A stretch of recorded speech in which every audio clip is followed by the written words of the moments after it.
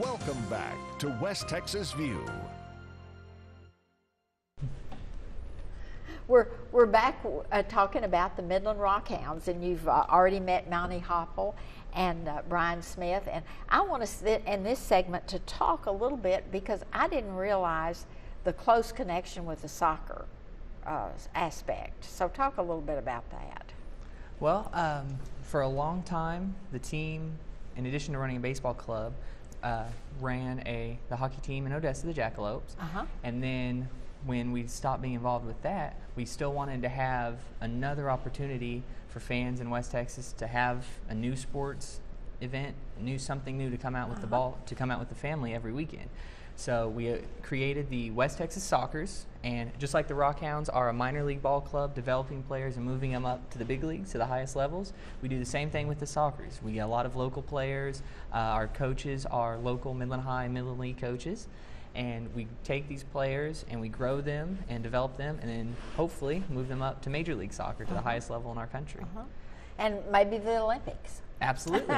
Absolutely. This year's an Olympic year over in London, so the Mexican and the United States national teams traditionally fare very well in soccer, and this sport has just exploded in this country, especially even in this region. The number of youth teams and the kids that are out there every single day just running around on the field, and that's incredible. Yeah, there's a lot of kids playing youth soccer, and we run the soccer team very similar to the baseball team with promotions. Like this year, we're out of town for the 4th of July, and the complex always tries to do an event on the 4th of July. So we booked a soccer game, so it'll be the community fireworks on July 4th, and it'll be a soccer game.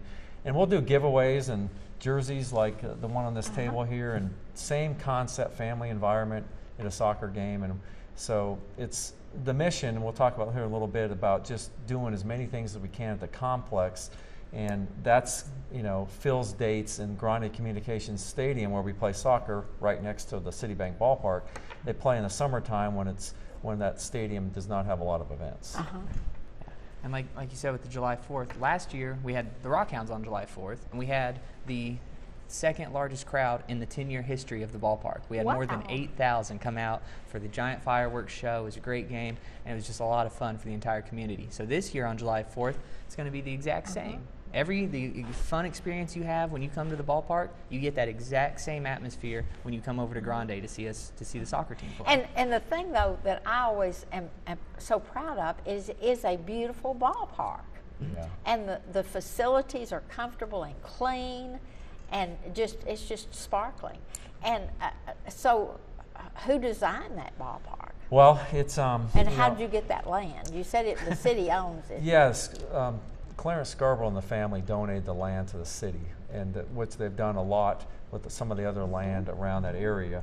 And back when we were looking at building a new facility, Major League Baseball came out with these guidelines to say if you're going to be affiliated with Major League Baseball, you've got to follow this thick book of guidelines. The lights have to be so powerful, the locker rooms have to be this size, the field has to be in this great shape, because these are Major League ball players.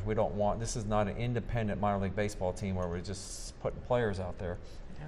So there was a minor league building boom with this Major League Baseball facility guidelines, and we were kind of in the middle of that building boom, and a lot of people were building their concourses above the seats so you can go to the concession stands and still see the game and this wide open. So we took a lot of the ideas we saw from some of the ballparks that have already been built, kind of put a new twist on this one, where we did a curved wall on a hill and did some different things where some city council members had some input. So we got the great ballpark, and it's been maintained very well, and now there's so many other things going on out there that just makes it just be an entertainment facility.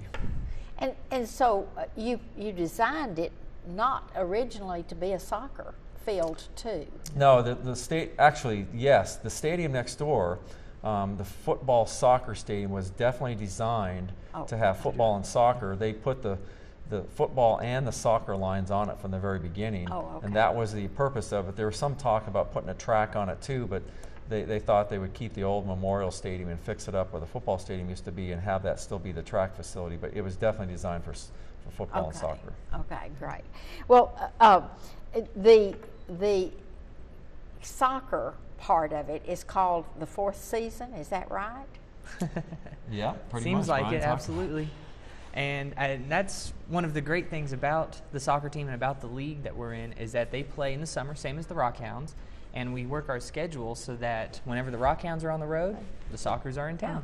So every weekend from May through August, there is something for a family to do at the Scarborough Sports Complex. And like Monty's touched on, you're outside, you're together. There's no better place to bring your family. It's the ultimate. And the parking is so good too. And free. Yeah. The only team in the Texas League gosh. that doesn't charge for parking. There's plenty of parking. Well, there'll be a high school football stadium, high school football game, and a baseball game on the same night, just because that's how it works. And there's multiple events in both stadiums sometimes, and there's still plenty of parking. Yeah, as I said, I've been there many times, and I'm just amazed that you don't have to walk very far, and at my age and stage, I don't want to walk very far. Yeah, that stadium's built great for that. I mean, there's not a lot of steps. I mean, it's really built for fans of all ages, kids' playgrounds. And it's at such a great crossroads, you know, whether you're coming from any outlying community, you can get there so easily. And I think that was a staple of what's going on out there. There's a 4th and 5th hotel being built. There's more restaurants on the way. There's a movie theater. There's a housing development that keeps expanding. So once the ballpark was built over there, the growth has been phenomenal. And what the ballpark has brought in, and you know, it's been a big moneymaker for the city. Yes, there is a cost to maintain the facility, but the economic impact is unbelievable now, and we can talk about that, you know, when here towards the end. But it's just a great investment for the city. Well, one of the things I want us to talk about is this upcoming season, because this upcoming season is really, really going to be a fun year, and it's starting in just days. So we've got about a minute, but start us off a little bit about when the season starts exactly. And April 12th is going to be our opening day. Great time to come out and see some of the Arkansas Travelers and the Springfield Cardinals. That's our first 6 games. So see the Angels, see the Cardinals players, the defending world champs come out there. Every night when you come to the ballpark, there's a great deal for the family. Thursdays, you can get half-price drinks. Fridays and Saturdays, we give away something. You're getting fireworks. You can come out. We'll give away hats, T-shirts, jerseys, barbecue sets, everything. Mascot pillows. You know, Rocky always steals the show, so now you can get your own pillow pet with him. Anytime you come out to the ballpark, you're going to have a great time. April 12th is our opening day. Our single game tickets are already on sale. We started those on April 2nd, so you can call in, find us online, even go on Facebook and find us and buy tickets through there. And last year we set an all-time attendance record. 308,000 people came to the ballpark. Oh my goodness. Every person in Midland came 3 different times, essentially. That's incredible, and it's just the most fun you can have. That is amazing. Well, we're going to have to take a break right now. We'll be back in just a minute and continue this conversation. Thanks for joining us. See you in just a minute. Thanks for joining us for News West 9's West Texas View with Johnny Lou Avery. This has been a public affairs presentation of KWAB TV and KWES TV.